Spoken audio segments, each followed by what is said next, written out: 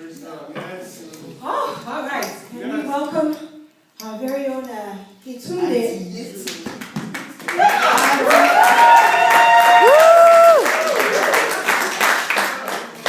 Sorry, I'm already nervous. I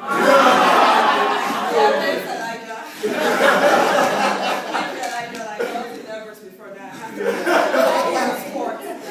Speak the word. Yeah, thank God. Yes. Man, yeah, so the topic is holding up and not giving up.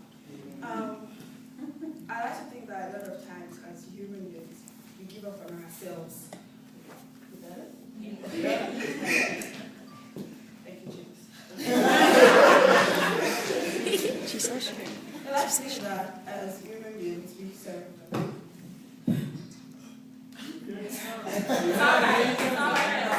Come on, David. So a lot of times as human beings, we give up on ourselves. But the good news is that God doesn't give up on us. I like to look at that verse in Psalm 30, verse 5. It says, "For his anger is but for a moment, and his favor is for a lifetime. Weeping may tarry for the night, but joy comes in the morning." It just, I always like to think about that verse as like, though yeah, we may struggle through things, we may go through the pain. It's like, we don't see any way forward. We've strategized, we've regrouped, we've been still. But then, each and every day, there's a 24 hours investment that God just puts in our life. I think the fact that we sleep with sorrow, we go to bed crying sometimes, we go to bed frustrated. But that the fact that God just gives us that grace to be alive, to see another day, just shows that there's something worth fighting for. There's something worth holding on to. I also would like to go to Genesis chapter 3. We all know the old story, right? Eve ate the apple thanks to the serpent. Adam also ate the apple, and thank God for it. And by default we sin.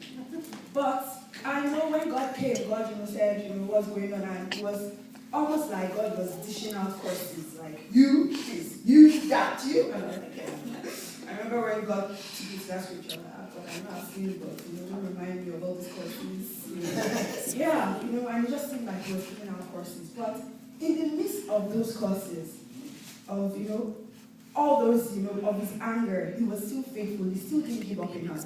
Because if we open our Bible to Genesis chapter 3, verse 14.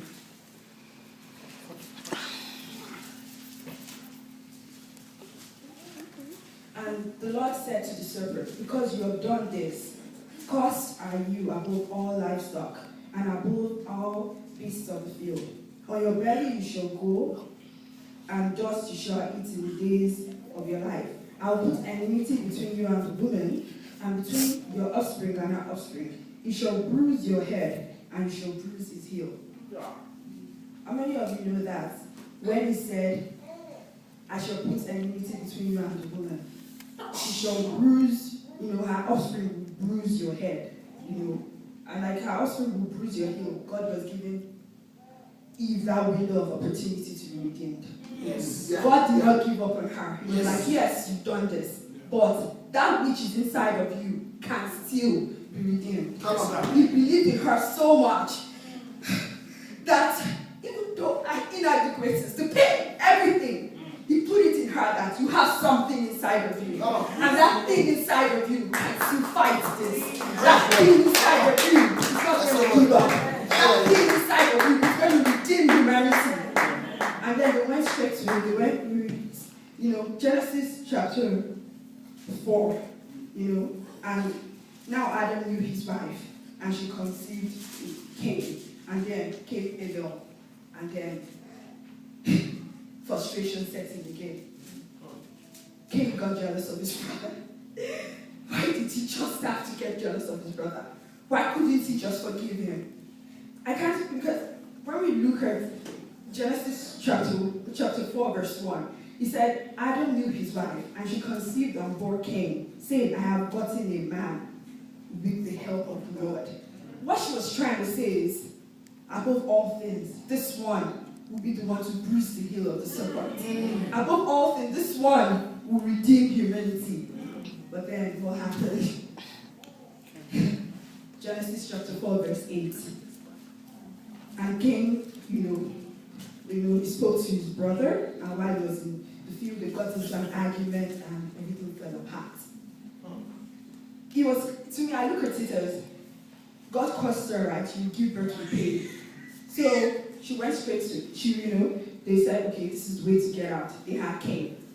And just as a plan B, as every human being here, we always have a plan A, plan B, plan C, plus D. They had Abel just there, like, okay, we have this, a Cain, we have Abel. But then what happened? Plan B was taken out. Plan A was not useful anymore.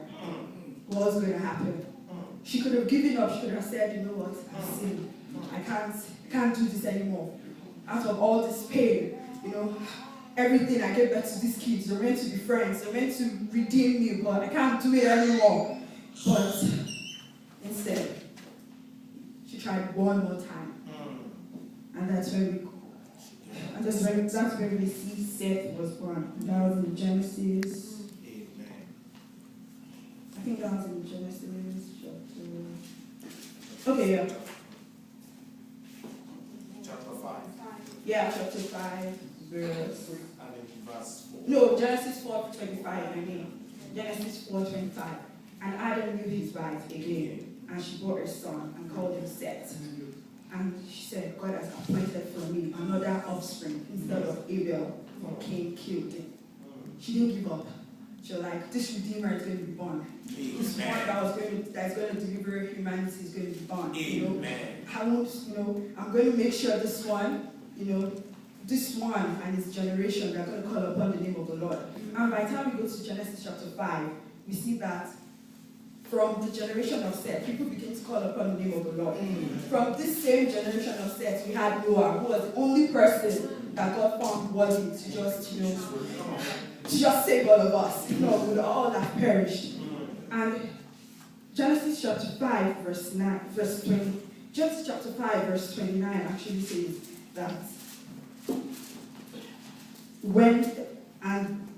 okay, let me start from verse 28. It says, when Lamech had lived 182 years, he fathered a son and called his name Noah, saying, out of the ground that the Lord has caused, this one shall bring us relief from our work and from the painful toil of our hands. So that means from generations to come, they kept believing, like, yes, it's hard. Yes, we have to dig this ground, we have to get this food. Yes, giving birth to these children, these sinful children in nature, it's frustrating. We're trying to keep them alive, but we're going to keep pushing forward. We're going to keep reproducing. And God did not also give up. God could have thought, why should I bless the fruit of these people's labor? Why should I make them give birth? They're nothing but sinners. They keep disappointing me all the time. They keep letting me down all the time. But He kept blessing them. He kept multiplying. They kept sinning. He kept blessing them. They kept multiplying. And then there was Noah. One thing I would just like to say is that sometimes we go through a period of heartbreak. It's sorrowful, it's painful, We can't hold on anymore. We've all exhausted everything. Plan A is no more. Plan B, you don't even know where that is. Plan C, can we even still believe in it? But God is merciful. Amen.